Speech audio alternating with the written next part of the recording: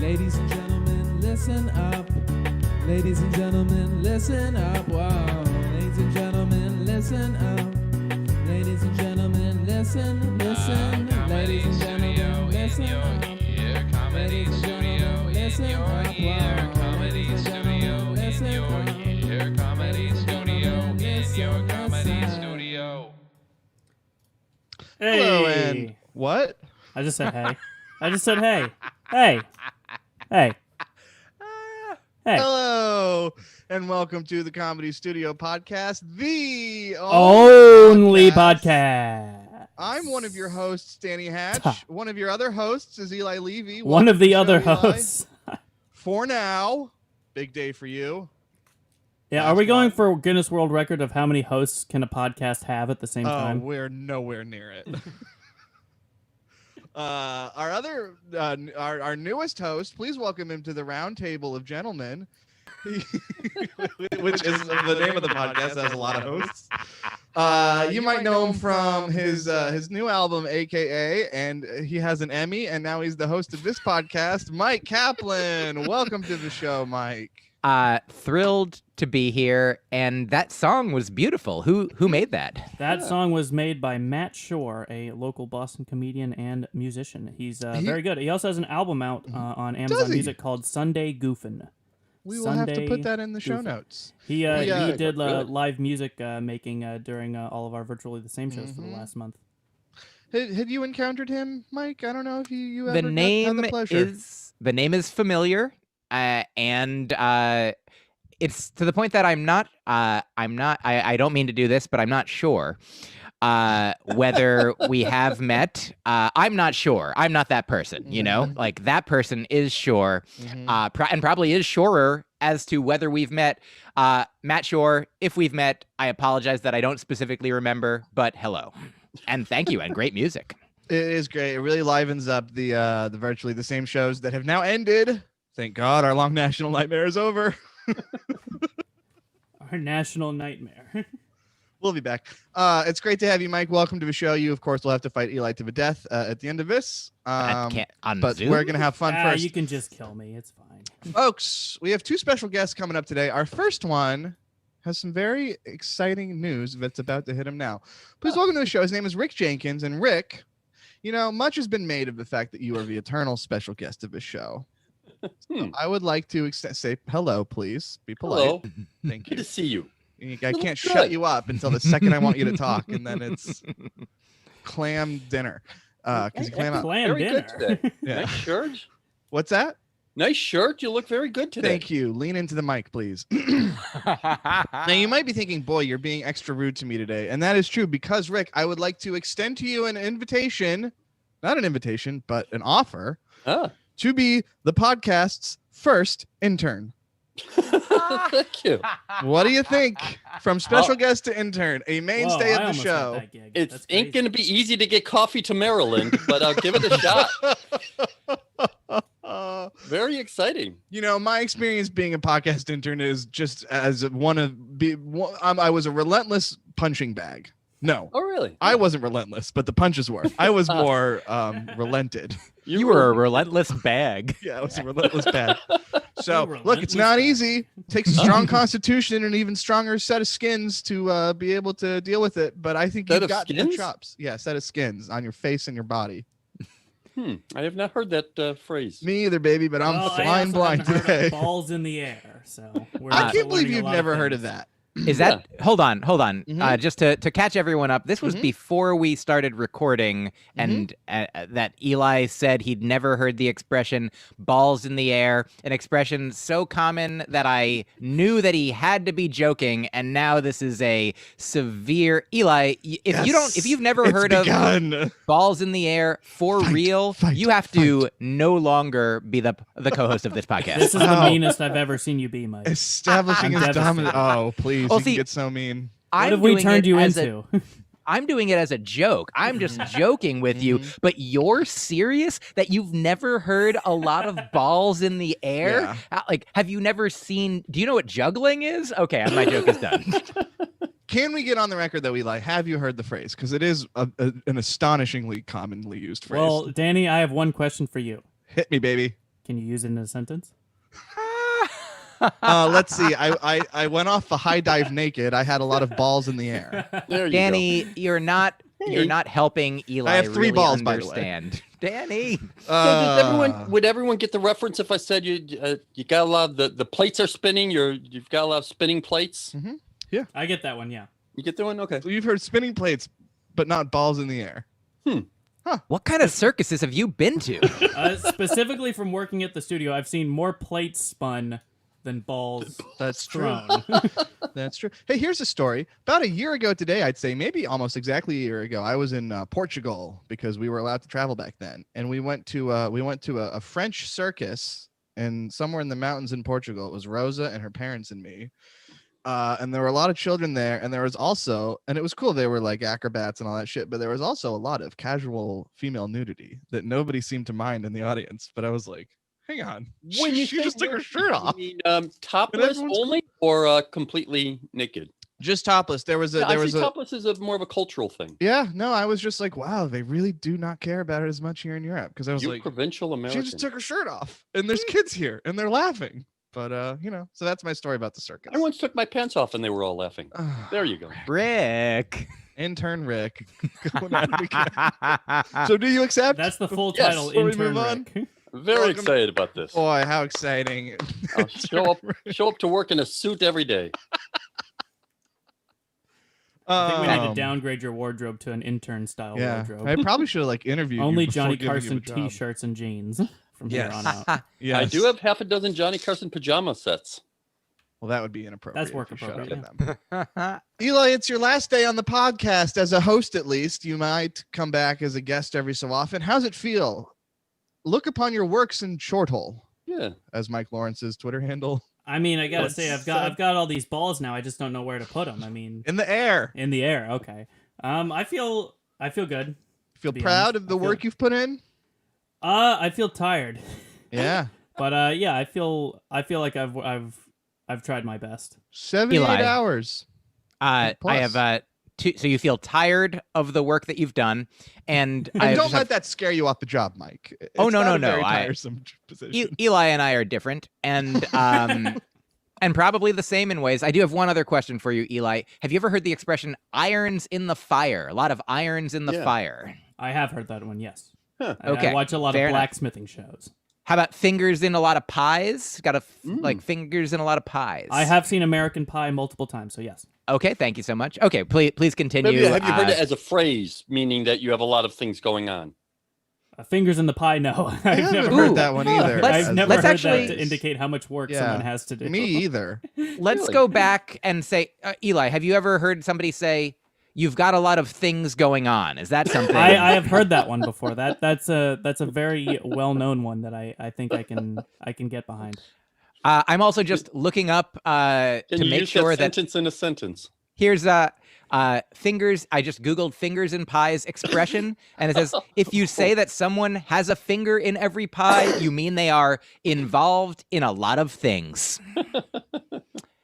So, Danny, look Radical. at that. You thought you were teaching Eli, but it turns out the learning was coming inside of all of us. Oh, I never teach anyone anything. That dream died This when I I dropped want out to say of that college. this podcast is also co-hosted by Google.com. Ha! Is it? That would be great. I've done a lot of googling on this show. So now the plan Well, is we're to gonna take miss some time you. off. What is that? Mhm. What's the schedule? Well, That's a I great mean, question. The producer, as an intern, Not for you, Eli. We're done with you Oh. for the podcast.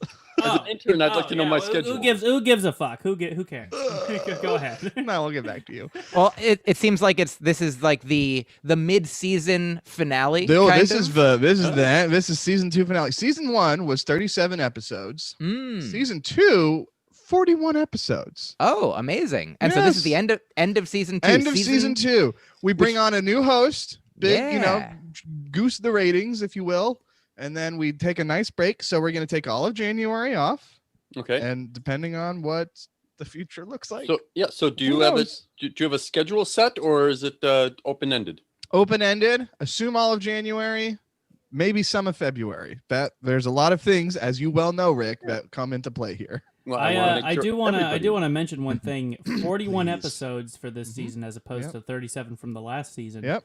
I also can't stress how badly you did not want to bring this podcast That's back. true. That's true. And Eli. 41 episodes. You are the one who insisted on bringing it back, and now you're leaving me high and dry with this idiot and this new intern. Yeah. Maybe I'll start one. Hey, I'm not a new You're not intern. allowed. Yeah.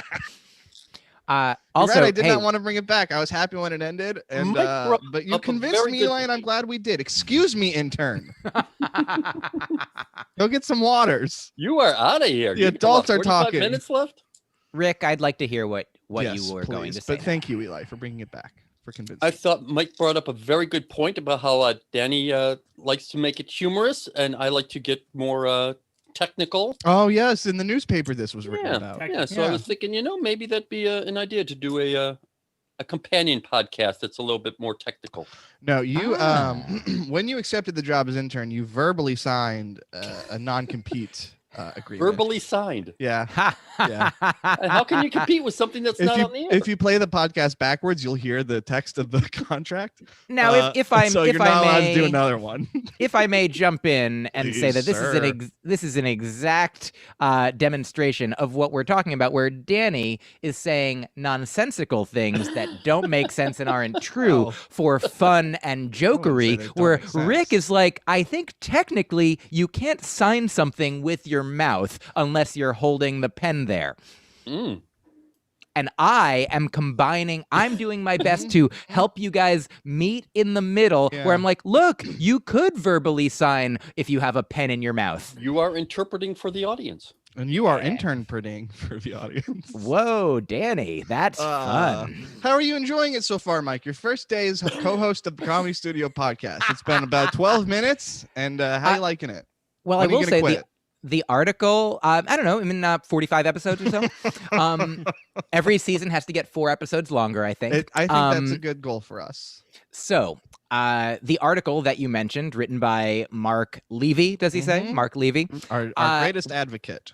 which I got a Google alert for it. Really? And I read it and I was like, oh wow, this is honestly, here's my journey to becoming the co-host of this podcast. Mhm. I was a guest several times. Mhm. Then one time I was a guest, you said, hey, this was a stealth audition for co-host. And Danny, I don't know if you remember this from a few minutes ago or from our whole life, but you sometimes just like to do jokes and bits. And so I sincerely didn't know how much that I was like, well, I'll go along with the bit where I'm auditioning to be the co-host. Ask Came Rosa back- if we've really been dating this whole time. She doesn't know.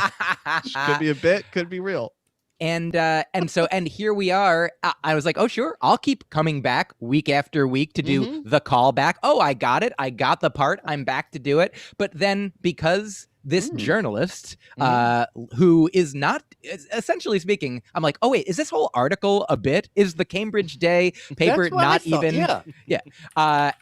But no, it seems to me that, so when I saw that article, I was like, oh, this is a real thing. I'm co-host. Like it's in writing, It's in the even though paper of what record.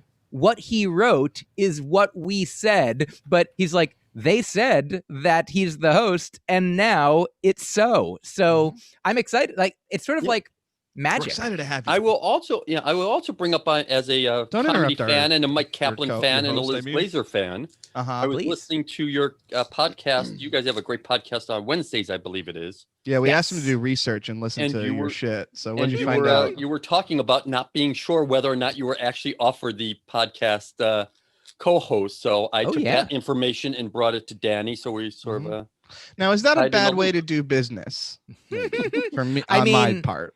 If I understand correctly, this is not business No. at all. So This is But pleasure. is it pleasure?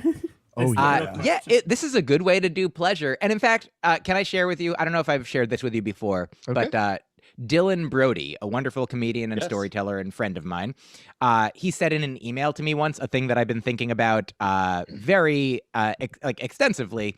I really love. He said, "I believe that jokes are powerful spells, and they only work if you say the words in the right order and the right rhythm." You know, and I was like, "What a wonderful way to conceive of jokes," and then also kind of any art or music or like any, like the reason I think of it now is because essentially it could have been that I was offered the position as a bit, but essentially you have conjured, me as a host by putting the idea of it, by expressing the words into the world. And what if you're now like that old Brian Regan bit about, how the serving size on ice cream, where he's like, that seems like it must have been put there as a joke. Like somebody, like the two tablespoons, whatever it was, two. He's like, but I put it as a joke, and they're going out like that now. Yeah. I guess. And so we put whatever happened. It's in the world, in the paper.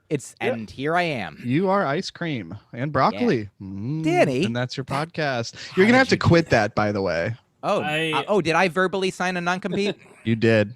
You're allowed to do the faucet, but you can't do broccoli and ice cream anymore. My favorite part, and you can bring back hang out with me. This bit / real job offer is that job again is such a tenuous term these days. Mike will or will not be the host of a podcast that is about to take an undefined hiatus. Yes, but that gives him time to really think about what he wants to bring to it. So he gets a taste of what it's like to be in the hot seat, to have the power. You know what it's like to have the power here, Eli. Everyone here knows now, but powerful. Rick, you must be. I can feel it jittering through my very bones, Eli. I mean, you've got everything, Danny. You're the booker of the comedy studio. You're the podcast host. I'm not the what booker do I of the have? comedy studio. I got this pen. This is a pen I have. Jittering bones, balls in air. Wow.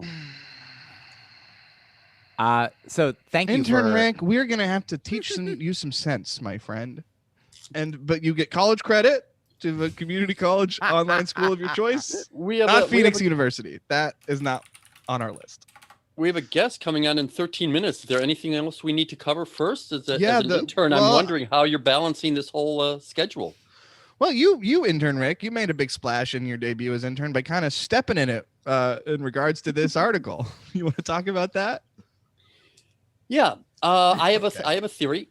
Yes. I think the phrase, not getting too technical, but I think middle-aged for some people is like the N-word. Okay, stop. In that it's this stop may it. be the Stop worst. Stop it. Let me get Stop this out. it. In that it's okay. No, seriously though, seriously. In that Stop it. it's Stop it. Stop okay. it. Rethink what you're about to say. With a master's in linguistics here.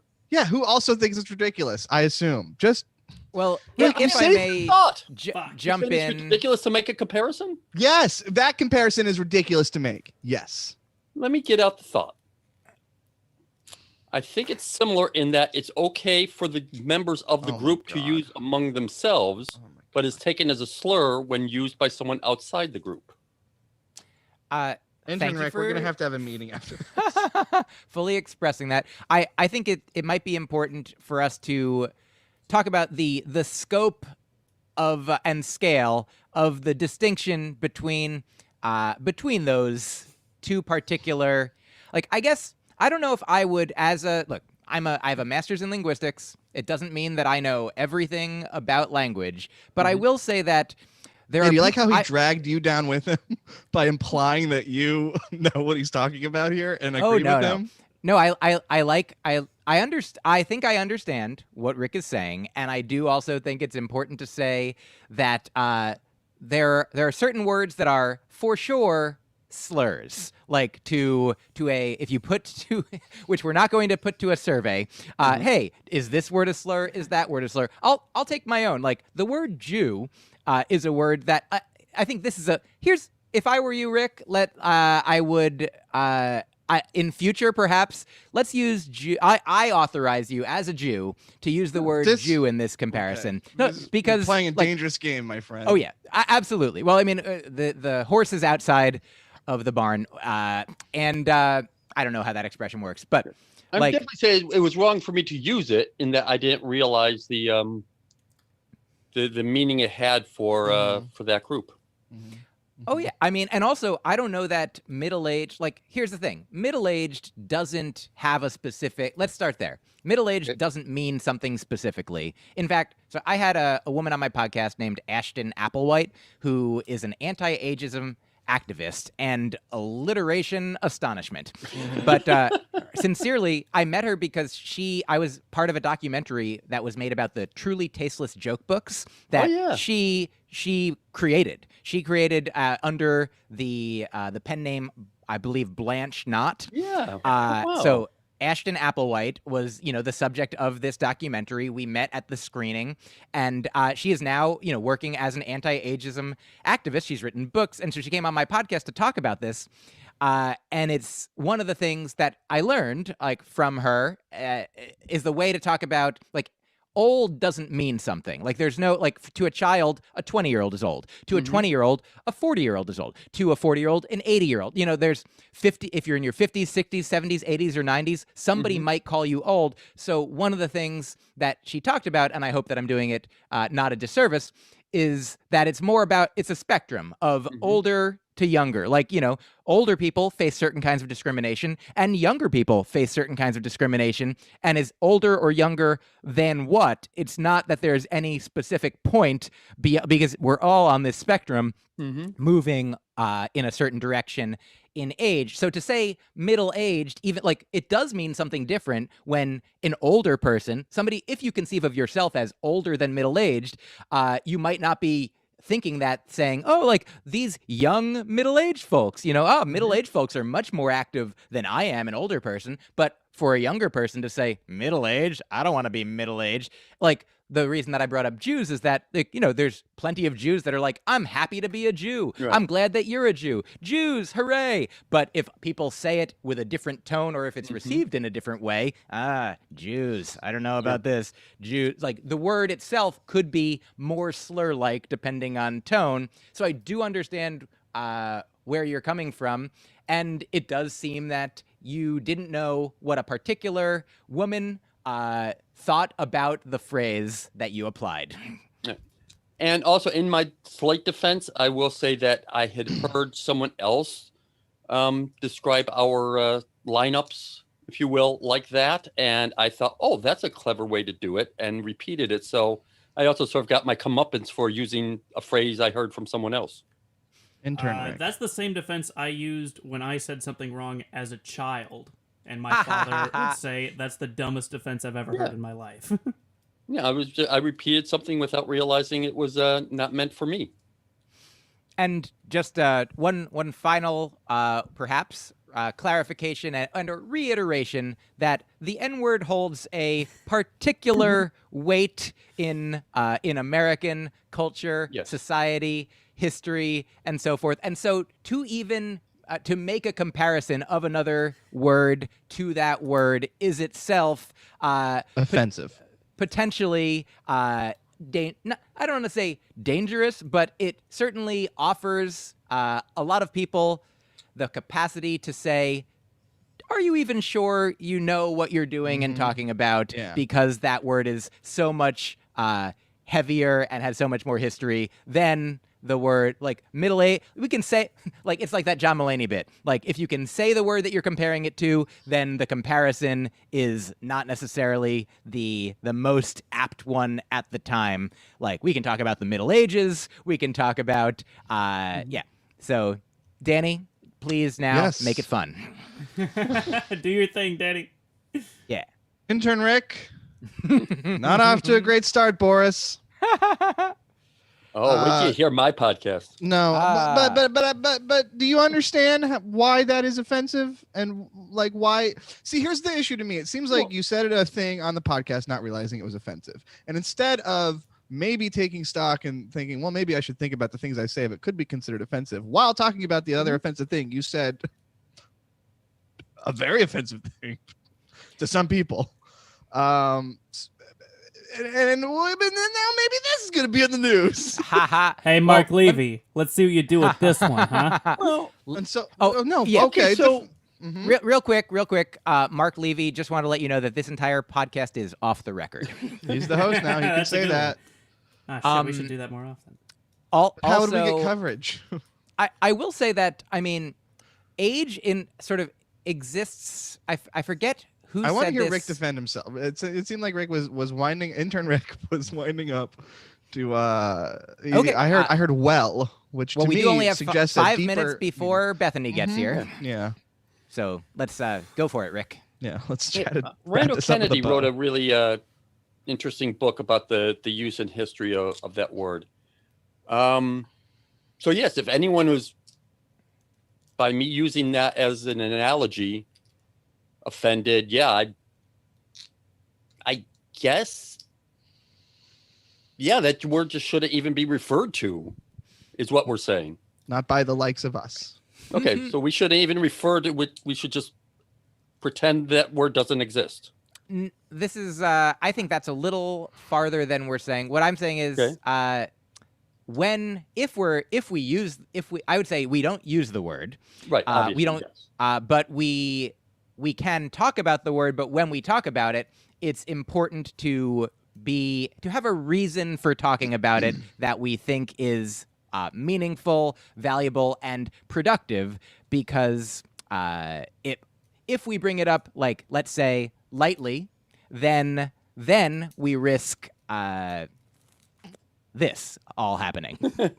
So I should have used, instead of using that as an example, I should have said there are some words that are okay within the group that are not okay. That would have been wonderful. That That Absolutely. would have been members- better. Members Yeah. outside. I don't know the about group. wonderful. That would have been beautiful. I'm sorry I yelled at you, Rick, but I didn't like what you said. Amazing. I didn't like how flippant it was. So apologies for yelling. I know how hard that can feel as an intern when the host of the podcast really unleashes on you. But so I hope there's no hard feelings. Please don't poison my coffee. When you Rick, bring it all the you way to are now- Maryland. Mhm. You are the relentless And it better be hot bag. when it gets here. I want it from a local Boston coffee shop, and I want it hot. You want it And it's from got to the be iced thinking coffee. cup. No, what Also, are we I gonna just want to do? say Yes, real quick, please get us out of this.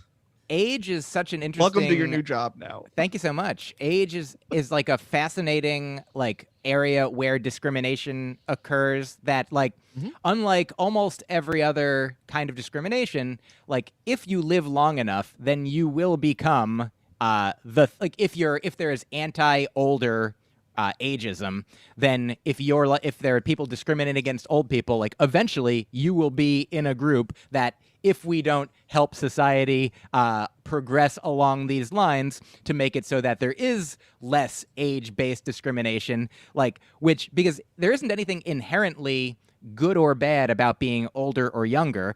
Sometimes we're old people, they're more likely to be racist, or old people, they're more likely to be wise. You can get wiser as you get older, and you can also stay set in your ways as you get older. And then younger, we're young people don't know anything. Or young people, they have fresh, new, more progressive, open-minded, open-hearted views. There isn't anything inherent to age, be it older, younger, or somewhere in the middle, but we have the constructs that exist that people I think the expression is it's not true, but it's real. It's there is no truth to a stereotype or an idea that somebody has about what a person must be like if they're a certain age, but there are real world consequences to people believing those things and perpetuating those discriminations. Mm-hmm. You gonna miss this, Eli? No. Wait, sorry, I said that wrong. I meant no. Yeah, what we say and how we say it is important. Like that. No, It is. Eli. It is, especially when it's being recorded. And I know that's easy to forget, but I thought we learned a pretty good lesson about it on Christmas Day. I remember when I suggested that we do these live from now on. Oh. When we do them live, as in on Facebook? Yeah, instead of just recording them. Oh, yeah. Yeah, that's going to end, by the way. So when the will go podcast comes back, Yeah, they'll it be will- editing. will be- I don't know about that, but Okay. it won't be streamed to Facebook. There'll be the Probably. possibility of editing. Rick, how are you feeling? I find this very interesting. Yeah, I wish we a could loaded have more, word. Wish we could have more open conversations like this. Well, please be my guest, but within reason. You're getting your wish. Well, I don't want this to be an open conversation podcast, though. I want it to Exactly. have very. Ooh, Well, you you want little fucker. you want them's fighting yeah words. you want bits and gags, and I want Yes. more critique. Yes. More comparisons to words. I want to compare words to other words. You want critique. But Rick, I fear that the age of critique has passed you by. I fear that if you're openly discussing something, it's very easy for a slight twist of context or something, and especially when one is not something else. When one is not cautiously feeling around in the dark for context, as maybe one should be. Well, I think that there's a lot of things that are true, and I'm conscious of the time. It is 1:30, and so I believe Bethany will be joining us any moment, I imagine. And especially in the field of humor. It is true that, like, here's the thing that I've thought about, that like some comedians are like, you shouldn't care what anyone thinks, you shouldn't care like when you're coming up with your material, right? Like, you shouldn't only be doing what you think other people want you to say. You should come up with things from your own perspective, but then also you go out in front of an audience and you find out what other people think, and then through a process of listening, editing, honing, like, you might say things differently the second time, the third time, the several months later time, based on the experiences that you had talking to audiences and listening to the feedback that you got from audiences. And so similarly in conversation, like right now, Rick, you're like, you open mic'd an idea and you got some responses from the audience of us here. And so moving now towards the end of that, you're like, oh, maybe next time I would say it in this way, which is better. Like, I don't think anyone here is saying that any one of us is irredeemable. No. I think that irredeemable. Bits and critique. So I think that there's is Bethany here yet? No, I just messaged her in case she has any trouble, because we did have to send her that second link. I made a mistake with the link, and hey, my apologies. Call me The Legend of Zelda. Sometimes that link is missing. Wow, that was a good reference. Thank you. It was for you, Eli. Rick, I thank you so much for the kind words, and I love to hear them from you.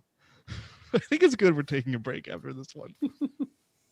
It'll be, I mean, probably there's going to be a news article about it every week until we come back. Here's what they could have said this week, but there wasn't a podcast. Where did you come from? Where did you go? Where did you come from? Mike Kaplan from the Comedy Studio Podcast.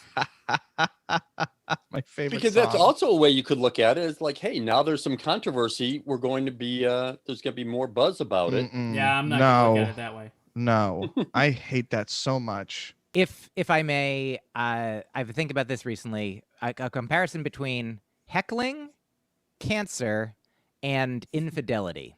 That's I'm not sure you want to make that. Yeah, that's very good, Rick. You've learned your lesson. I don't think things should be compared. That's you've been promoted to Rick learned I the don't lesson. think things should be compared. That's the new. Okay, so now because someone is glad you're going to taking this seriously, Rick. All right, our guest. Someone is going to have a Can very serious let's shake out reaction to cancer. That's true. You're right. This You're right. is a bigger notebook.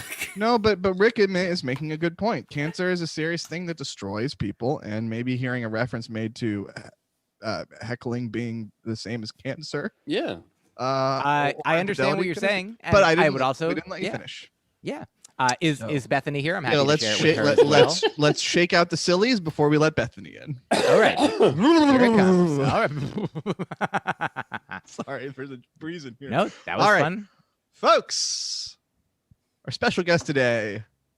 You've heard her many times on The Moth. She's the host of Parental Logic on PBS. She's connecting to audio, so I don't know if she heard any of this.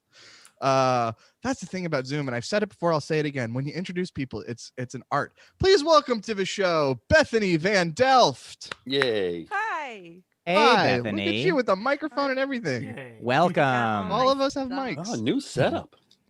Gosh, this is my setup for the podcast that I do, the kids News Super. podcast.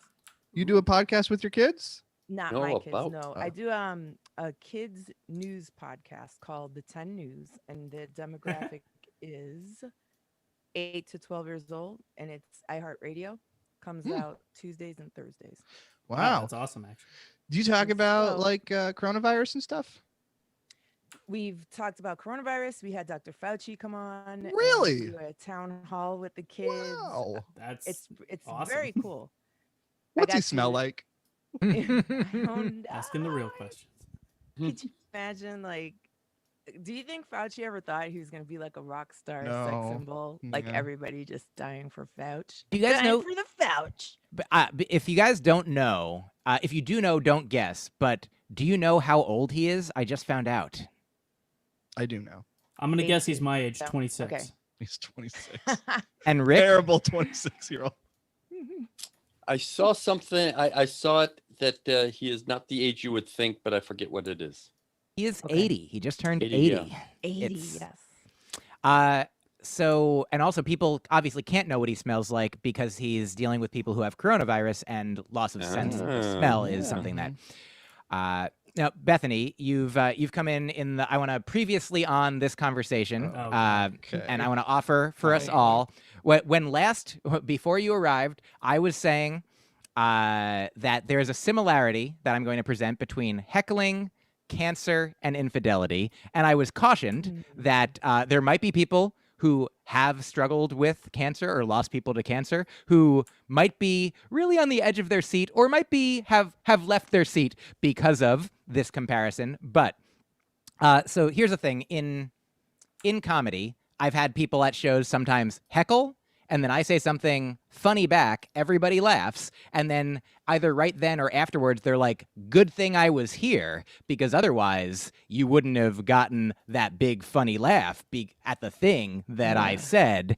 And so there's a now second part of the analogy. There's a poet named Mark Nepo who did suffer from cancer and struggled with cancer and survived cancer. And now a lot of the writings that he does, I have a bunch of books of his that I really love. And it's sort of like, he's like a spiritual learner, teacher, guide, poet, author. And he talks a lot about his experiences with cancer as being transformative to him in a way that made him like, he's like, now he wouldn't trade those experiences, he wouldn't wish them on anybody, but that they were such a meaningful part of his transformation as a human, as an artist, as a compassionate person, that like it was in a way partially because of the cancer that he is who he is now.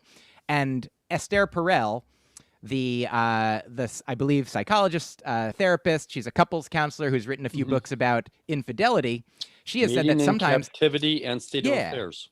yes, and she has said that sometimes in a marriage, an infidelity will sometimes it will end it, but sometimes it will lead to the marriage becoming stronger because it reveals things in a similar way to these other. Certainly, the heckler is the lowest end of the spectrum of these things, but in every case, it's not a prescription. Be like, how do you get to be great at comedy? Well, you want to have a lot of hecklers. How do you get to be the healthiest human in mind, body, and spirit? Oh, you're going to want to get cancer. How do you have the ideal relationship? Well, I've heard that an infidelity can make it stronger. So now that I've said all that, any Welcome to the show, listeners- Bethany. Thank you.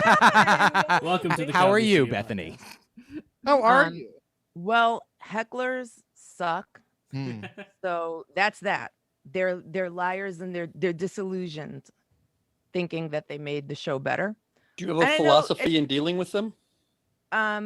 It really spur of the moment. It really depends. Like if it's someone I have noticed, I don't know if everybody has noticed this. Some hecklers, in my experience, are men that want to be cut down by the woman on the stage. If that's that dude, then I'll slaughter him. But Is it weird that we get a generally- lot of those types of dudes at the Comedy Studio? I haven't really found them at the Comedy Studio. The Comedy Connection not in vocal, Rhode but- Island, all the time, Huh. always. Those guys. Interesting. And if it's just someone who is rambunctious or having an enjoyable time, then I try to hear them out, like my 4-year-old. He's not making any sense, but he's 4, Yeah. so he's making his noise. He just wants to be heard. So I acknowledge him. I say thank you for sharing, and then I ask, do you understand the expectations from here on out? Like, can you follow the group plan? wherein we don't shout things out and listen to the people on stage. And I can tell you where the open mic is if you want to keep doing what you're doing. That's all. But it generally, I try not to. I try not to be mean. And now, Bethany. But the heckler that says that, the heckler that says, "Lucky for you, I was here," that heckler. Yeah. Yeah, that heckler should suplex him. Yeah. Yeah. And so that's part one. Part two is, how do you deal with cancer? I think that guy writing that, thank goodness I had cancer because I'm a better person. I think he's in a very privileged position to feel that way. Sure. Good for him. I hope that he prefaces it and then epilogues it over and over again with, "This is just my experience. I understand that people die from it and also live like shells of lives after experiencing it." So I think that's a privileged position to feel that he is better off having had cancer. And good for him, honestly. Good for him. Yeah, I feel And like then there'd the be a parenthesis infidelity? there. Yeah. The infidelity. I will. I'm down for that. I'm just kidding. He's listening. I'm just kidding. I'm glad it went in the right order. I will say that this man, Mark Nepo, whose writing I recommend, is much more eloquent and elegant about sharing his experiences with what he has suffered from and faced challenges with than I have been able to encapsulate here. Yeah, to say I wouldn't share, I wouldn't wish it on someone does provide sort of a contrast of, well, if it really was that good for you, why wouldn't you? Well, let me offer this, Rick. Have you read? I imagine you read Judd Apatow's book of interviews, "Sick in the Head," is it called? Yes. He talks with Stephen Colbert. I believe that's where I first read about it. I've seen him talk about it otherwise. Stephen Colbert lost his father and two brothers at age At once, at early teens. What, in Somerville? Unbelievable. Sorry. And Making now, light of I know, making you're right. light of death. You're Making right. light. That was bad of me, and I apologize. That's our theme today, Bethany, is we say things I'm bad that and I'm we sorry. regret immediately. Welcome to the show, Bethany. But one of the things Welcome that to my life. Yes, We like to we're say happy things to be right taken out of context, and also the Yes. original context is also bad. The Yes. podcast. We're happy to provide you a reprieve from your life with the podcast. Which I is am home. also your life. Yes, I'm home. So Rick and everyone, like Stephen Colbert now is grateful for the life that he has, including his wife, his family, his career, everything that wouldn't have happened the same way. Like he learned about improv and like loving the bomb. He talked about like loving bombing, like really getting into it, which he was able to do, he said, I believe, in part because he had already received the ultimate bomb from life, like the loss of family members that led him to he's like, what else can anyone do to me? Like nothing bad, like worse than this could happen than like losing these family members so young. And then ultimately that in a way opened him up. Like it's not a binary all or nothing thing that, oh, it's good that my father died and led me to this career, but that he is great. He has expressed that he is grateful for all that happened. And I imagine that he would also say, I hope that everyone else doesn't have to experience what I experienced, because that's not the only way to life's fulfillment and creative and romantic success. Yeah, I think the summary of both of these stories, the Nepo and Stephen Colbert, is that they've made the best of that situation because there's nothing they could do to control that situation. It just happened. But in parentheses, I wish it didn't happen. Yes, I think it's important to, I don't know. I mean, everyone is where they are. That was the most Buckaroo Banzai thing. But I mean it. I'm sincere about it. If you are in a place where you can feel like I wouldn't change it for the world, then that's a great thing. That's a great thing. I don't I don't know. I am where I am because of all the trials and tribulations I've been through too. Mm-hmm. Would I trade them for the world? Absolutely. I would trade the fuck out of them, and I would Yeah. love to see where I end up without them. Do you know what I mean? So I think It's it's refreshing. Yeah. I I've think known- it's a personal. It's your journey, how you respond to that. I mean, Yeah. I'm happy. I've adapted. I've made the best of things. I'm happy for where I am. But if you were like, let's go back and scrub all that bad stuff, I would definitely take that. And Yeah. then just see 100%. where I end up, you know? Yeah. You've also, I've known you a long, long time. You've also had sort of bite your tongue quite a bit and just go, okay, I guess if that's what they think or that's what they feel, whatever. I highly recommend Mike's podcast with Bethany. They did a broccoli and ice cream, and I believe you put both episodes out. And I just, as someone who's known you for 20 years, I was like, oh my God, I didn't know that's what she was thinking. It was really, really insightful and terrific that you just given who you are, you don't jump out and say, hey, that's wrong. You go like, well, I don't see that, but okay, I guess I'll just say the Pledge of Allegiance because I don't know why they're mad at me.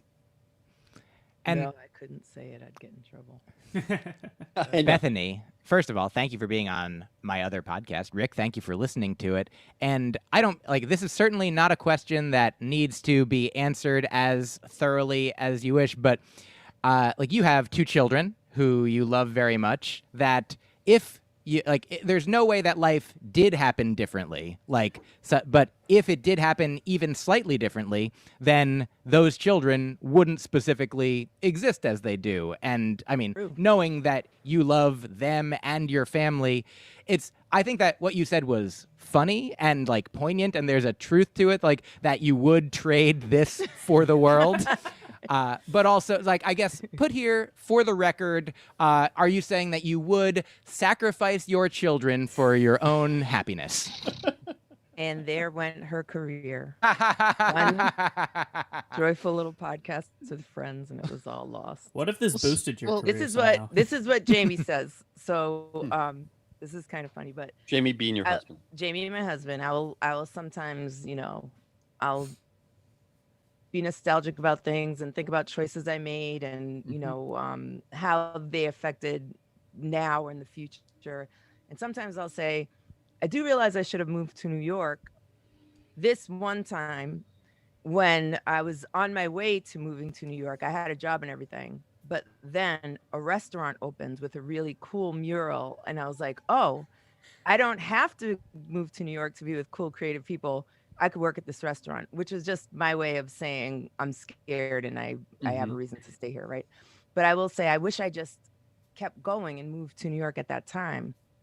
And then he'll say, but if you moved to New York, we probably wouldn't have met.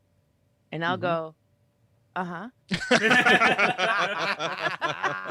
Good point. And then he gets sad, and I'm like, I don't mean it in a bad way, but I think if we were gonna meet, if you believe in stuff like that I made those choices so I could be here now. If you believe in that, why wouldn't you believe that I'd find you anyway? Mm-hmm. My family's still here. I'd come back and we'd meet, and me being a more fulfilled, healthier me than the me that you got, maybe that would have happened. But New York if I really may. grinds you down. Yeah. Who knows how fulfilled you would have been. Danny, we know that New York ground you down, but I'm focusing on true. Bethany here. Okay, sorry.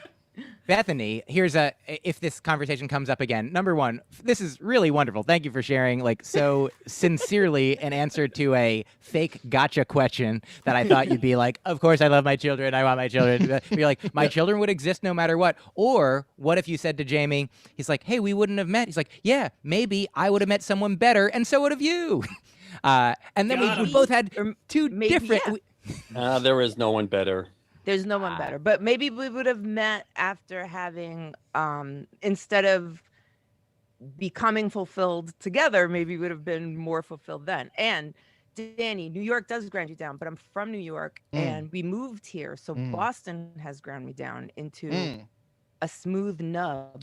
And when I go back, when I go back to New York, I feel like even just FDR Drive. It's like in my DNA. I'm like, Mhm. yes, FDR Drive. Why? I don't know why. Henry Hudson Parkway, I don't DNA know. drive. Yeah. Yeah, it's like, so I just have always wanted to go back. I went back in college and I lived there for a while, and then and I moved back again, intending to move back again. But I always wonder, what is there a part of me that remains unfulfilled, not Mhm. living in the place where those familiar names are, or something? Probably Mhm. not. I mean, people move all over the world and they're totally fine, but No, but even I made the flip joke about New York grinding you down. I feel this. I lived in New York for 5 years. I feel the same way whenever we go back to visit. I'm like, oh fuck, I really miss this. Also, there's something about it, and I wasn't born there. I just spent 5 formative years there. But yeah, you can miss it. What was your question? Hi. is it possible that Danny, you started somewhere else, moved to New York, and found that New York ground you down? Bethany, you started in New York, moved somewhere else, you found that place ground you down. Is it possible that it's just the Life. grinding down is inevitable? down. Life grinds you regardless. down. I That's suppose. it. Or maybe those specific years. That's true. I was 40 to 45. I spent in New York, and it's a tough time for Is anyone. that why they call it the grind? Yeah. Yeah, Rob Lowe made a show about it. Bethany, I'm looking at your it was called The Grinder. He was a lawyer. Bethany, I'm looking at your bio.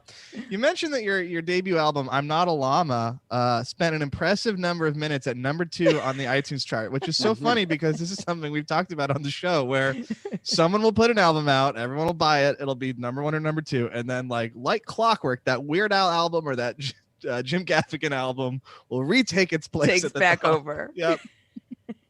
And I just appreciated seeing that. So Here's a thank minute you for for your you. honesty. I love that they just take it back. They're like, here's a minute for you. Yep. Here you go. Exactly. Here's your minute.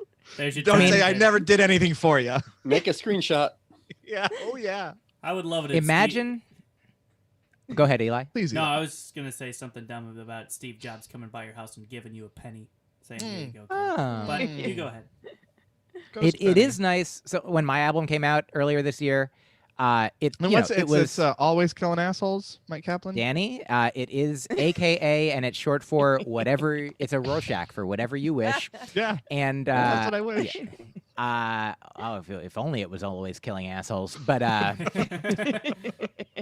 so this is actually the 5th album that I've released publicly of stand-up comedy, and it was the first one that made it to number 1. I think I had one get like into the top 10 before, and it's like, I mean, so it's wonderful. How long it's was like, it up there? I mean, maybe a day, maybe a couple Wow. days. Wow. It was it was like definitely. I took a picture when it happened because it's nice to remember that for a time more people were buying it than any other comedy album. I think the joke that I came up Like with a Doug about Loves Movies live special. I looked at the top 25 at that time, so I was like, look, my album is number 1 ahead of I think 5 Jim Gaffigans, 4 Weird Al's, like 3 And John a Mulaney's, partridge. 2 Patton Oswalt's, and 2 1 Patton Richard Pryor. Oswalds. 3 John And a Mulaney's, Richard Pryor in a picture. and a Mike Oh. Kaplan on the number 1 side. Yeah, it's like festivals or credit. You know they don't mean as much to people in the industry as they might mean to like your parents. Oh, I worked at Harvard, or oh, I was number 1 on iTunes. To other people it means a lot, and yeah, it does mean a little something. Those are the little things that really keep you going and feel And great. it's like Zoom shows. Like there's some comedians at the beginning of the pandemic that are like, a Zoom show is not the same as a real show. But you know what's even less the same than a real show is no show. Than No sitting show. alone, just looking at your screen, not yelling at it, and imagining people making sounds. But Bethany, how long into comedy did you record your debut album? 63 years to the day. Bethany. Yeah. To the day. Wow. To the day. Like I Very impressive.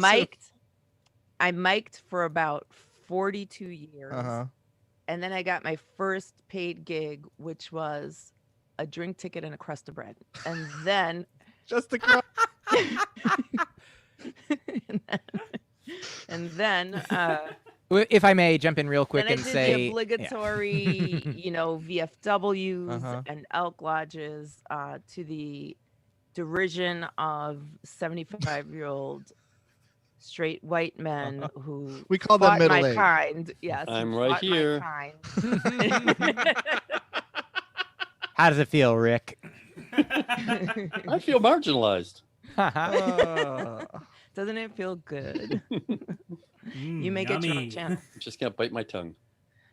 Rick, please say anything. oh, Rick is the new Ricky. podcast intern, by the way, Bethany. I don't know if So you if knew. you need coffee, he'll come bring it to you. Yes. Just kidding. How long? I don't know, because when you're dating someone, yeah, okay. Mhm.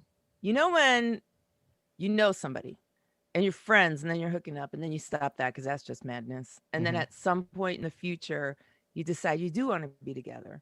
What's your beginning date? I don't know. Is it when you knew each other, when you first started hooking up? Is it after you realize that was a dumb move? Let's be more exclusive and you start dating. That's how my comedy start date is.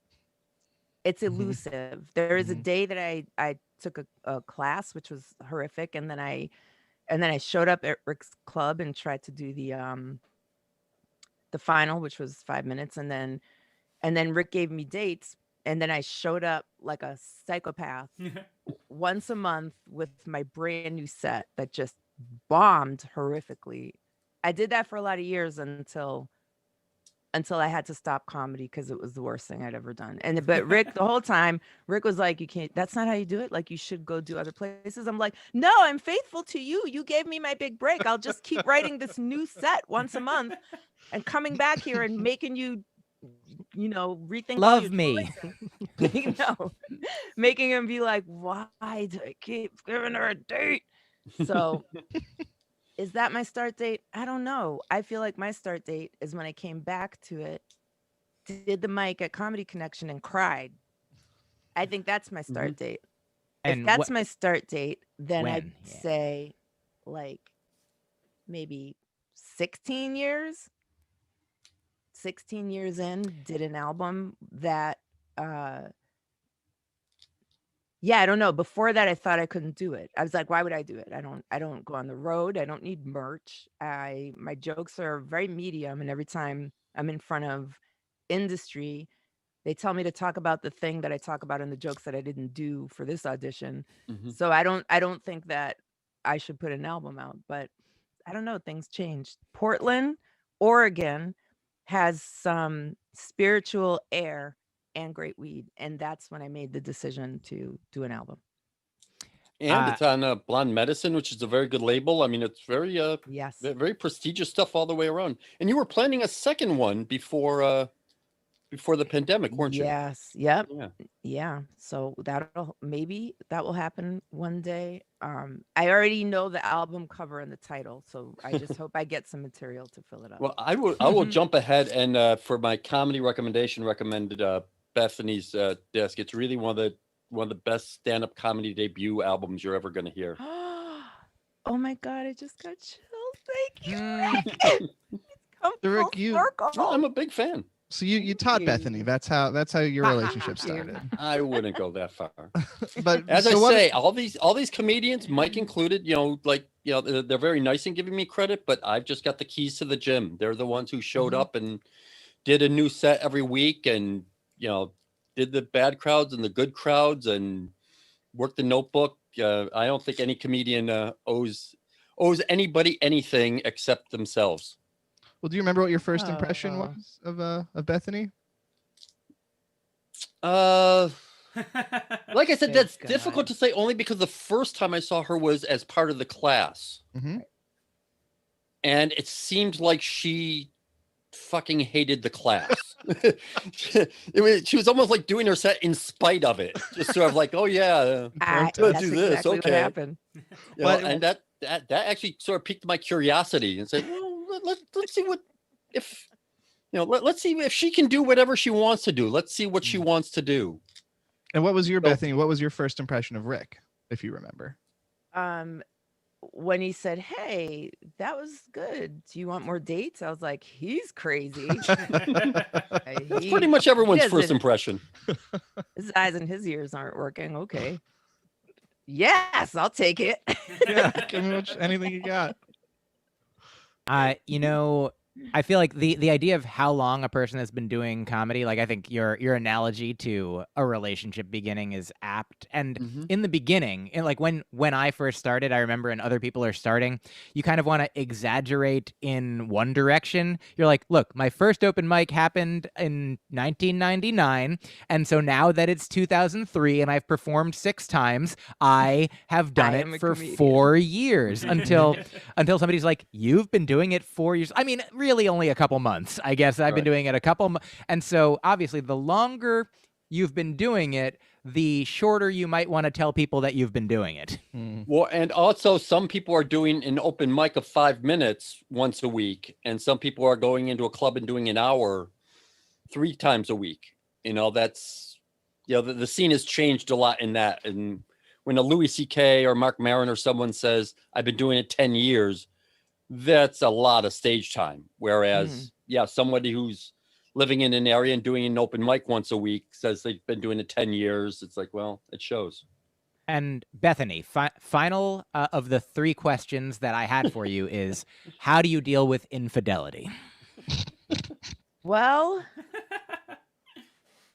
I mean, we ask all our guests this. Don't worry. yeah, let's see. Yeah. God, Just to I be haven't had clear, to deal with it lately, but that's good. That is good, right? I think that's a good thing. Yeah. It's all about communication is my go-to answer. I've never cheated on anybody, so that I deal with it that way when it's me. I just don't do it. I break up. I don't know. Is that bad? I don't. I think you can just break up. I think that's okay. That's I wish more people would take that philosophy. I don't understand, like, but you know what? The people that can't break up, the people that say, I just couldn't control myself. I had to. It was lust. It was love. Like whatever. I'm like, and you're not wearing masks now, and you're also going to dinner at a restaurant, and you're also doing all the things because I don't know. Like I always think you can wait until a better moment to do anything, and if you die before that moment, well, you don't fucking have to do it anyway, right? Then you're dead. You don't got to do the thing. So I do believe if it came to a place where I was like feeling uncontrollably like I was going to be unfaithful, then I better find the balls to say, I'm going to do this. I'm going to do this and let my partner know that I say that I love and respect and care for. Yeah. On the other hand, when I've been cheated on, this is very young, mind you. This is before, like, this is like up to the age of 21. And then I just walked away from people who cheated on me. Before that, I've cut up someone's leather coat and put it in the fireplace and set it on fire. And then another time I called the person that I knew. This guy was cheating on me all the time. He cheated on everybody. That was his thing. And he has babies already. Imagine? By the time That's we got my together. thing. I just cheat on people. That's his thing. You know, some people like soccer. I cheat. Your next comic coming to the stage is known far and wide for everyone. This guy had already a baby, and we weren't even like. Wow. Yes. So I mean, I should have known. I was so naive though. But oh my God, he was like so fine. Anyway, when he cheated on me, which he always was, I just could never find the evidence. But this time I found it. And I called the woman, and she was like, oh my God, don't call me. I'm laying next to my husband. And I'm like, all right, then whisper, because I'm not trying to get you divorced, but I am trying to break up with my fiance. So confirm this now, or I'm going to scream so loud into the phone that he wakes up, and I'm going to say, she's cheating on you. And she's like, yes, it's true. And I was like, okay, cool. Okay, bye. And then, bye, I love you. Bye. And he was away, and he came back. And when he came back, he was like, so he I don't want to give too much away in case any of his people, his 58 children, are listening. he's like, let's get this thing going. Like, we'll get a bank account, we'll start buying furniture, looking for a place to live. And I'm like, absolutely. But I did hear that so-and-so lady friend of yours is pregnant with your baby. So would you be handling that before you move in together? Or like, should we just go with the flow and see what happens? You got to double down. I did that on the red line. Okay. And I thought that was like this, this is like the movie. This is the climax of the movie. Yeah. Boom. Everybody gets up and cheers and like, take back your life, girl. And he said, I'll take care of it. It's not your business. And I was like, so shut down by that. And we were on his way to his mom's house for dinner. And so we go to his mom's house in front of the whole family, his mom and everybody who adored me. And I just start crying in the middle of dinner. And he kicks me under the table like, bitch. Oh my God. Right. And I start crying and she's like, what's the matter? And I'm like, I just love your son so much. It's so pregnant, and he won't tell me what he's gonna do about the baby. He said it's not my business, blah blah blah, and just let it all out. I did want to ask real quick, how many kicks did it take to get you to stop crying? Oh God, no! His brother leapt over the table and like punched him in the face. Oh, good. And then his mom was like, "What the fuck is wrong with you?" And I was like, "This is too much for me. Goodbye." And I left, and I wiped my tears off. And I walked down the street and I was like, and that's the last time that's going to happen. What were you guys having for dinner? I don't remember. Drama. I think drama was a drumstick. It's so interesting. That's like such a confluence of emotions that like on the one hand, you're incredibly angry with the leather coat. On the other hand, you're like crying that you're hurt. It's like, there seems to be a little bit of, is it my fault? Is it his? Yeah. I loved him a lot. It's amazing.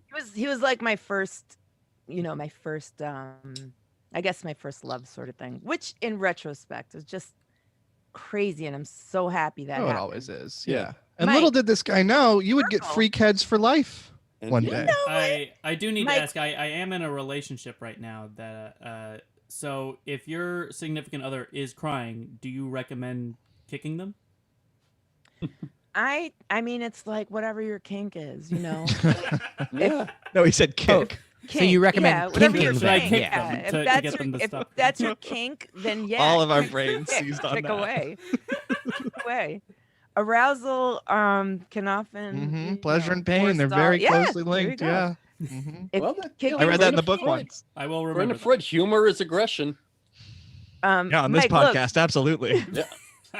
We're back full circle, Mike. You were like, we're back full circle because now I'm like, I am happy that happened because that taught me a lot about what I don't. And I'm going to also say, I think a lot of it seems to come around to a sense of spirituality, that these aren't random events, that there is some cohesive whole to it all. Can I tell you one more thing about that guy? Please. I I've met him. I met him when I was really young. I met him when I was like 16, and we didn't start dating until I was like 20 or something. And but in that time, I did get an offer to model, there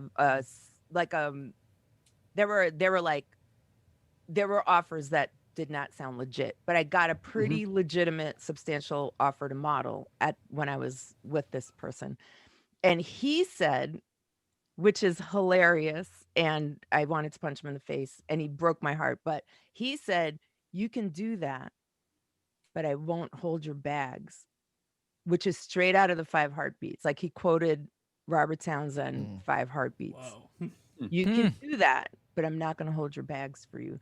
And I was like, really? You don't want me to try something new and be successful, and we could travel the world and we could do all this stuff?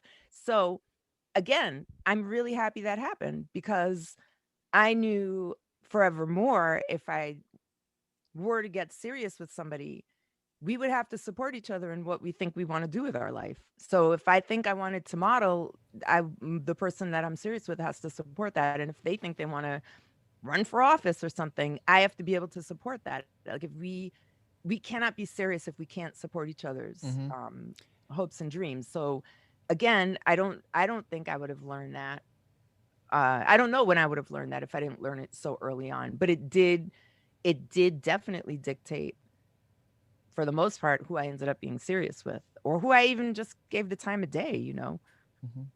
Even if sorry, didn't want to jump in while you were still talking, but Sorry. I first of all want to say two things. Number one, I say tomato. You say tomato? Okay.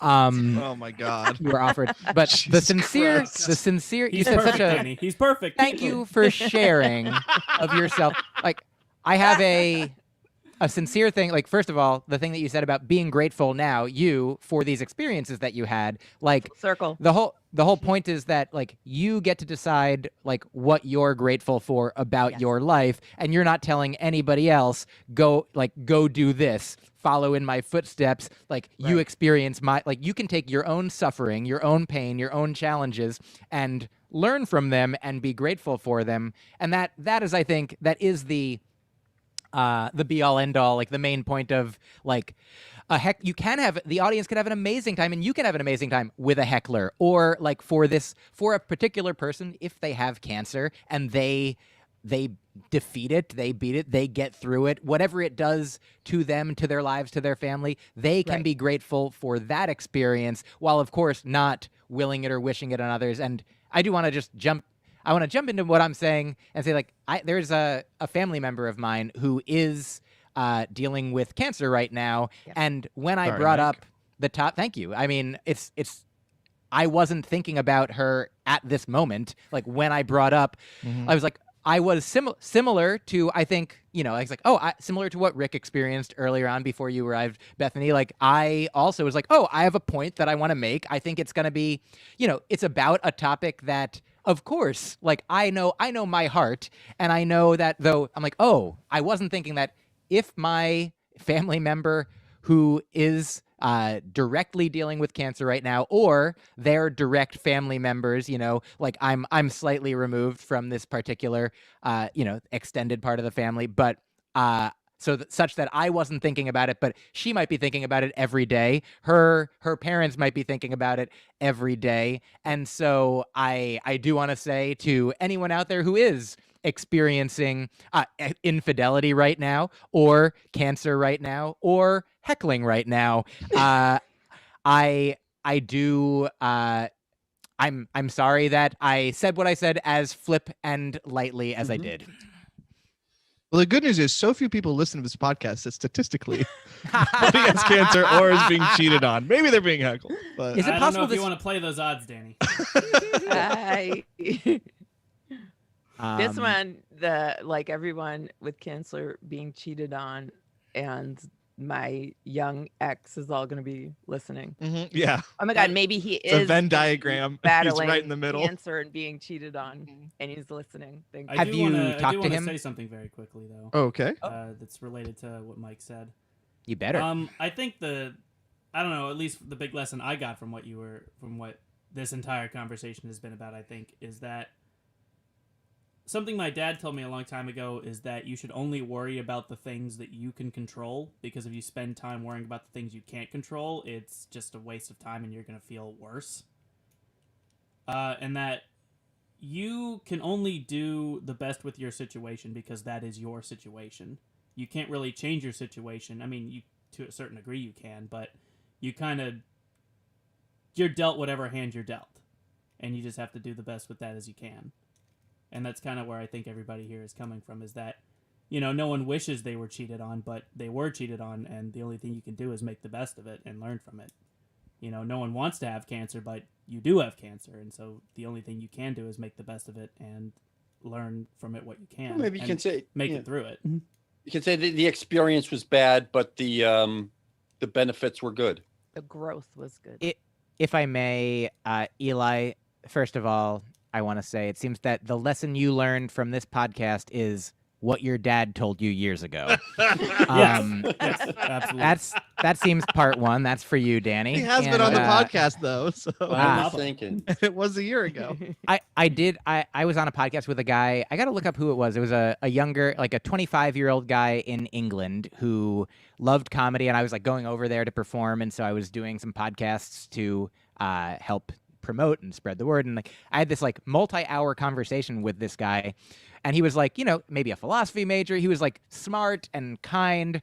And then at a certain point, I was like, 40 years old, and he's 25. So I had in my mind that he like didn't have as much life experience as I did. But then I think we were talking about the very Stephen Colbert losing his father experience that we talked about here.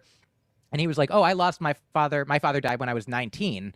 And now this is 6 years later. I'm like, oh, wow, you've got like 6 years of a life that I can only, fortunately, only imagine at this point. And what he said about it was, he said, sorry, my GarageBand just stopped for a moment. So That's okay. We've got a backup going. Oh, good. I'm starting it again. This guy. This is his next album. Key moment in the story. He said that losing his father at that time was the worst thing to happen to him, and in a way, the best thing to happen for him. That, it happened, and he had grown so much from it, from that time, that again, it's a way that you can be grateful for your own experience. And like, if you've lost somebody and you're like, oh man, I'm not feeling that. Where's all the wisdom that I'm supposed to get when that happens? Because everybody's circumstance is, of course, individual. Well, and I think to some extent we're all experiencing that with COVID. It's certainly not anything great, but you're looking at it and thinking, well, maybe having the extra time with my family was good, or maybe the chance to be away from work and concentrate on my own projects was good, or we're all struggling with that, looking for the bright side of it thing. Well, we're coming up on the end of the podcast. Speaking of on the bright side of things, yeah. Look at that. Eli and I said the same thing, so it's official that I am now the co-host of the podcast. Do you hear that, Mark Levy? It is official that he is officially the official co-host of the podcast. That is also taking a hiatus. For a month or so, maybe. I mean, Eli, you're still going to be producing and creating and doing everything except for I'm being co-hosting, demoted right? to intern. Yeah. So No, that's Rick's new job. It's very fluid here, Bethany. The podcast. We all trade roles. So we like to end the podcast. We like to go around the horn. Have everyone give a comedy recommendation, something they've enjoyed in the world of comedy recently, and shout out a local business they like that might need the support during COVID. We always like to start with Rick. So Rick, take it away. Intern Rick, I mean. All right. Well, I'll stick with Bethany's I am not a llama, which the title is hysterical when you actually hear the album. For the local business, I don't know if you'd really call this a business. Lucas Spivey, a terrific podcaster. He has an MFA in art, as well as a MBA in business. And he's put together 2 books.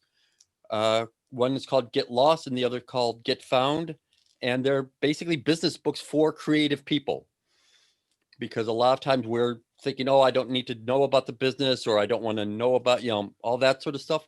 And yeah, he's put together 2 books. I am featured on page 178 and 179. A quote or just an anecdote about you? Yeah, go online and there's actually a photo. Nice. A photo? Yeah. Black and white, full color, glossy? What do we work? Black and white. Wearing a Carson t-shirt? But just one of the photos off the web. So I would say, along with Lucas Spivey, look that up for him on Culture Hustlers is the name of his podcast and his organization. And yeah, just look at all the local artists, Bethany, Lucas. There's a lot of really, really talented local artists that a couple extra sales would be a terrific idea, and you'd be doing yourself a favor. Wonderful. Mike, what say you? I'm writing down. Thank you so much. As always, I will recommend the local business Albertine Press in Cambridge, Massachusetts. And my friend Shelley offers beautiful greeting cards and other such. Do you have a friend who has a birthday? They can send a birthday card. You know how cards work. I guess I do have one other quick local recommendation, and it's a restaurant in Boston that has a mural that kept Bethany from moving to New York. So that's a segue into my comedy recommendation, which is the show Ted Lasso. Oh my God. I've heard so many good things. I watched. Jenny Actually, loves that. Danny, I've got a double recommendation. So Okay. first, Ted Lasso. Watch Ted Lasso. I've watched it through twice, once alone, one with my girlfriend. It makes me cry. It's beautiful. It's poignant. It's touching. Jason Sudeikis is so funny and good. It's just like there's people get what they deserve, in ways at times, and you who watch get the laughter and warmth that you potentially might want and deserve.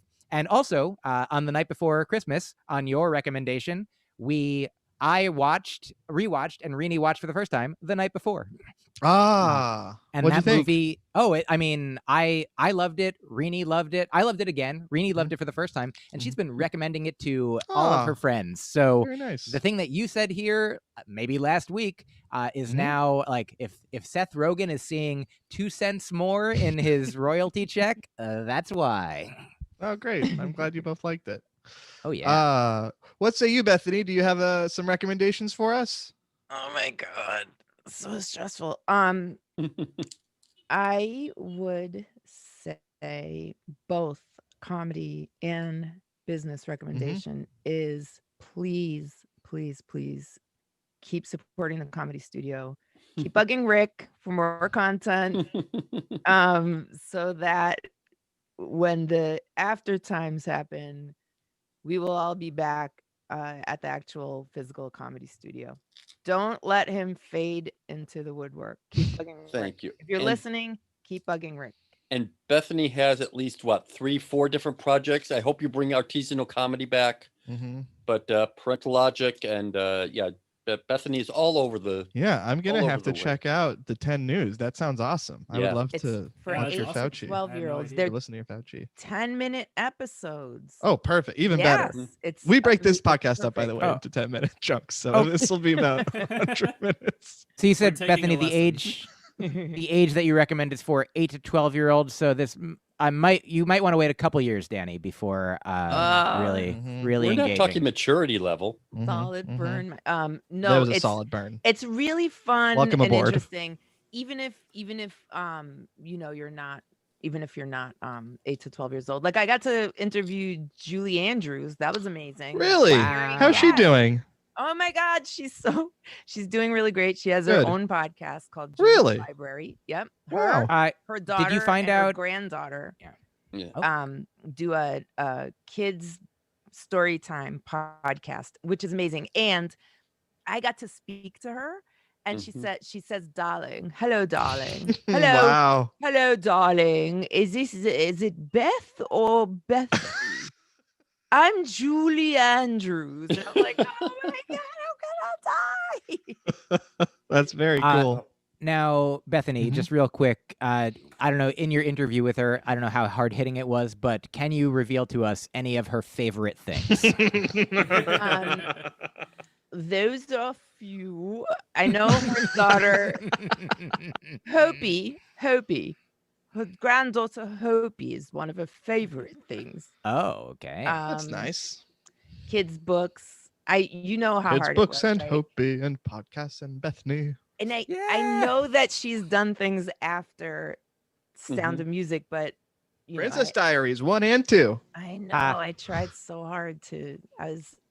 And then the 10 staff. They're like, and if there's a question you want to ask her, run it by us, and we'll see if we can get in there. I'm like, my only question would be, how did you get away with that exit after your performance? Like the Nazis didn't know you were going to pull that shit.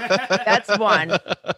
Part one. Part two of that question is, and then you're like hiding in plain sight in the cemetery, and Hans is like right there, and I know he can smell Liesel's perfume. Like, how did you get away?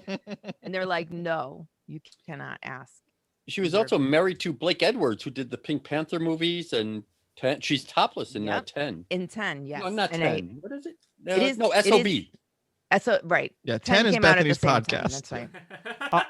Also, she's going to be in 2021 in Minions: The Rise of Gru. Really? Oh, yeah. Ooh. And Mike, you are Gru. We talked about That's last so week. great. We Remember? Talk to her. did talk about that for sure. Mhm. Oh, also, Bethany, before we let you go, when the podcast ends, have you ever heard this expression? I don't mean for this to be hard hitting, but the expression is to have a lot of balls in the air. Yes. I thought that was like a couple of dudes doing somersaults, but that's not what it is. Right? Not what it Bethany. is at all. No. That's what That's a lot Danny of uses balls. as example. I'm Yep. Julie Andrews. I'd like to recommend, of course, Soul, now streaming on Disney Plus. It was Yes. good. It was very good. Made me tear up a little bit. Not gonna lie. We watched it. We used to have driveway drive-in when it was hot out. Oh. We'd project a Mhm. movie on the side of the house, and now it's living room drive-in. So we just project the movie on the wall, and the kids lay in sleeping bags and watch the movie. That's And we awesome. watched it because it came out on Christmas Day. Mhm.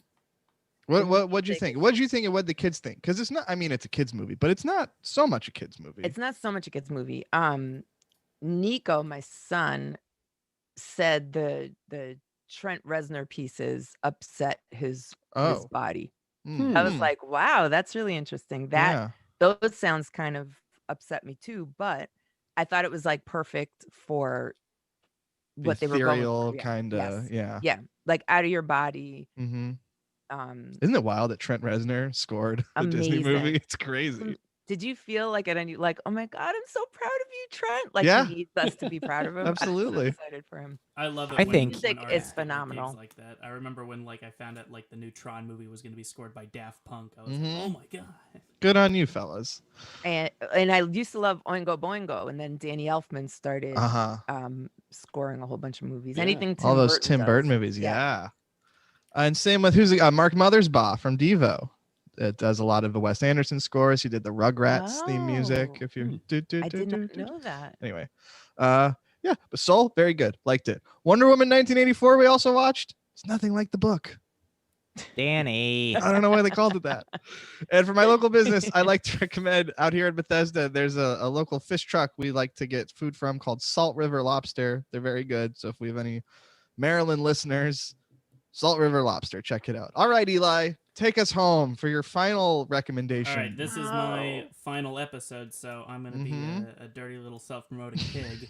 I would recommend for comedy to follow me on my Twitch channel at BlizzyB456. That's twitch.tv/BlizzyB456.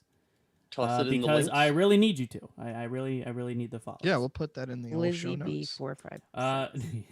He's giving up all this for that, so you must follow him Yeah. there. Also, Comedy Studio has two shows on New Year's Eve. That's virtual right. Shows. We have a 7 p.m. and a 9 p.m. I already put the ticket links for that in the Facebook comments.